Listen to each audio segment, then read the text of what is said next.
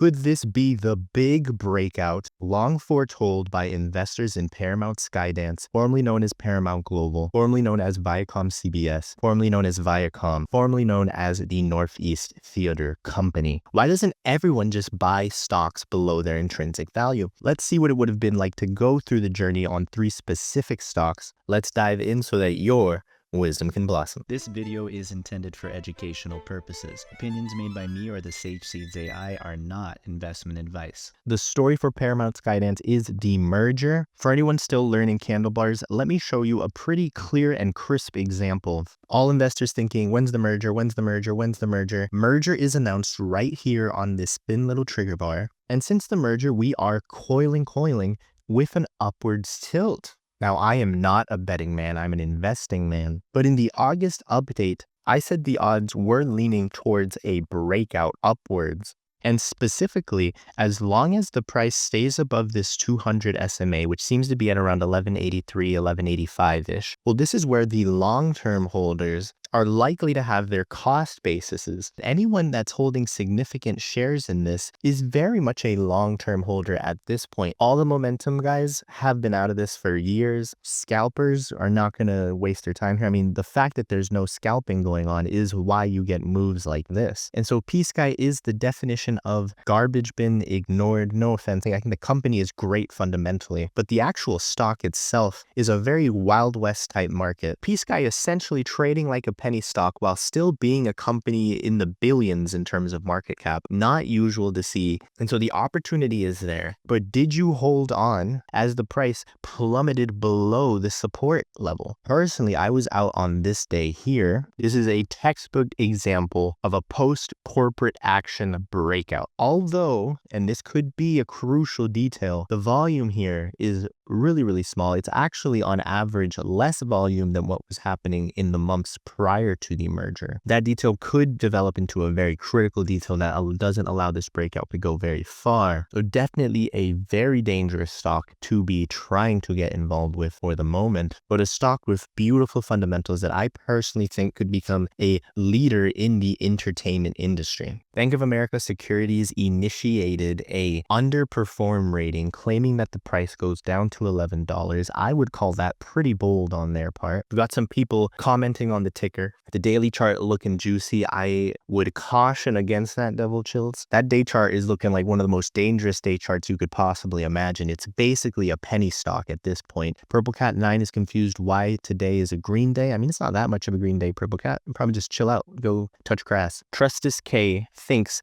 20% short interest could let this thing fly to $100 during a short squeeze. I mean, he's mentioning the meme stocks of 2021. Maybe let's not make that our investment strategy though. Looking at the recent news, Wall Street Journal posting quite a lot in the last couple days. Let's actually start with an end of the month special here by MarketWatch. Here's what's worth streaming in September 2025. I'm just curious, how much are they talking about Paramount? So first they mention Hulu, then they mention Netflix, then Apple TV Plus, then HBO Max. Look at Mark Ruffalo right there looking rough. Low. Then Paramount Plus on 4th. I mean, believe it or not, this is a huge upgrade in their ranking. The most of these articles don't even mention Paramount, unfortunately. At least they're being mentioned now. And Wall Street Journal giving us the exclusive scoop that the newly combined media company is exploring ways to revive MTV and other once mighty channels. And that's good to see. The new management could have all sorts of ideas, but really rarely is it so obvious what the new management is thinking. The Paramount Skydance merger was tremendously public with all sorts of intimate leaks. It was pretty clear cut that Skydance wants to focus on interactive media and advanced animation, basically thinking of itself as a Pixar type company with the addition of video game development with things like Annapurna Interactive, their subsidiary. And to feed into these high quality prestige video games, they need intellectual property and branding. So Paramount's main contribution is to directly inject its treasure trove of intellectual property into the veins of the Skydance tech company. Imagine if Pixar had bought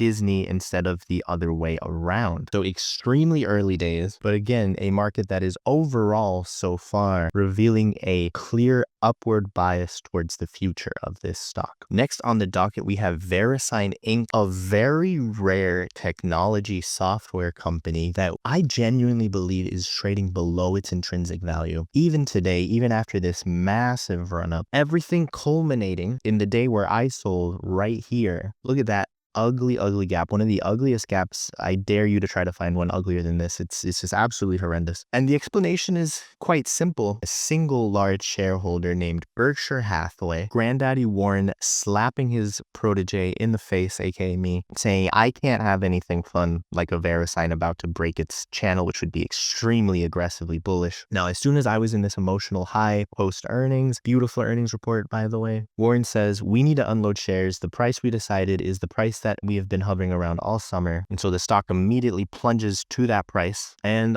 we're just in hangover territory. Now, luckily, zero surprises on this stock so far. Volume healthy as ever. If anything, increasing still. I mean, this is a buy the dip straight out of a textbook, but just digesting the massive selling that Berkshire Hathaway had to start on this day and probably is complete. I mean, there's a lot of people here playing a kind of a scalping strategy, which is why the price is so tightly narrow. It looks a little bit like we're going above the 50 SMA average. So, you know, that could be the beginnings of a push back up to the continuation of the trend. But I personally don't think that's the likeliest thing. I mean, Berkshire's position is just absolutely massive. I think this, if anything, is the scalpers letting go just enough for the Berkshire shares to start offloading once again. I mean, I think this hangover could last a long while. You know, scalpers have fun. I'm not a scalper, so I'm not going to mess with that. But if you're a scalper, let me know. Stock Auto Pro here says buy target 271.37, sell target 287.04. Consider investing in domain registry stocks due to increased online business activity during pandemic. Great summary of the fundamentals here. That's very much true. However, this range a little bit wide. I mean, I really think you should focus on scalping this bad boy if you're going to get involved at all. And that's a little bit too wide to consider it a scalp in my opinion. So just be careful, Stock Auto Pro. The Motley Fool says 10 quality stocks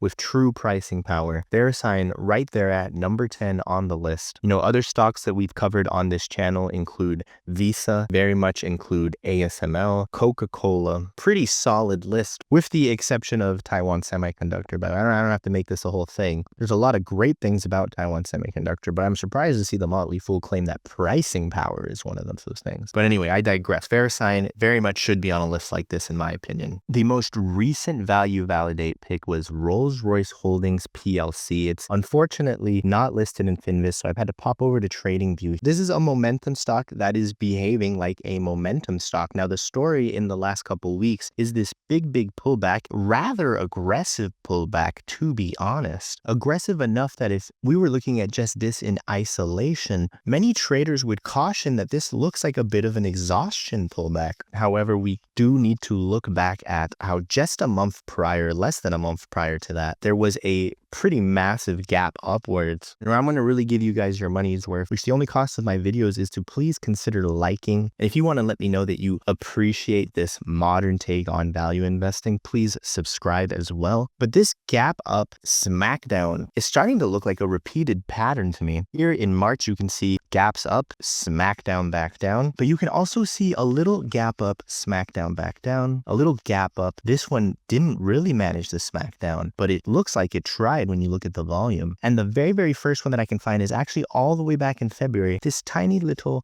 gap up, smackdown, back down, gap up, smackdown, back down at the end of February as well. In our value validation of Rolls-Royce, I hope I laid out pretty clearly that it was in February, March, and April that US hedge funds looked at Rolls-Royce and said, this might be a blue chip stock. Hedge funds are getting involved in a very typical kind of fashion, which is like aggressively adjust the price. These are American institutions, American hedge funds saying, let's overpay in the short term because we want this stock, we want it quickly. Buy. Then they massively pull back. British institutions then start selling. All these British institutions feel like, oh my gosh, this looks like a top. And once it starts to fall, American institutions start putting bids far below. And so American buying, British selling. And that's the most clear-cut example. But same thing here. I argue that this would be American buying. This is American buying. This is British selling. And this pattern that's developing is extremely likely to repeat over and over and over again until the large kind of Bridgestone type companies start to scalp this. Personally, I haven't sold. I will, of course, mention in the future updates if I do sell. I sold the other 2 stocks that we talked about already. We'll see together how that plays out. Thank you for joining me on this holding journey update. I do hope you find that this channel is a great place for you to get support on any of your holdings, but specifically the holdings related to our value validate AI's picks. If it were as easy as just buying stocks below their intrinsic value, then this would not be much of a profession at all. But fortunately, you can make substantial gains by being the person who lives and survives these journeys. I look forward to seeing what you all are willing to share in the comments. And I'm especially looking forward to another update video next month. The formula for these videos is still very much under development. This is only my 2nd one. So please let me know your ideas, your suggestions, your criticisms, your feedback. I'm still quite happy with how these videos complement the value validation series. So if you have an idea, put it out there. Let's see what we can do. See you later, Sage Seeds.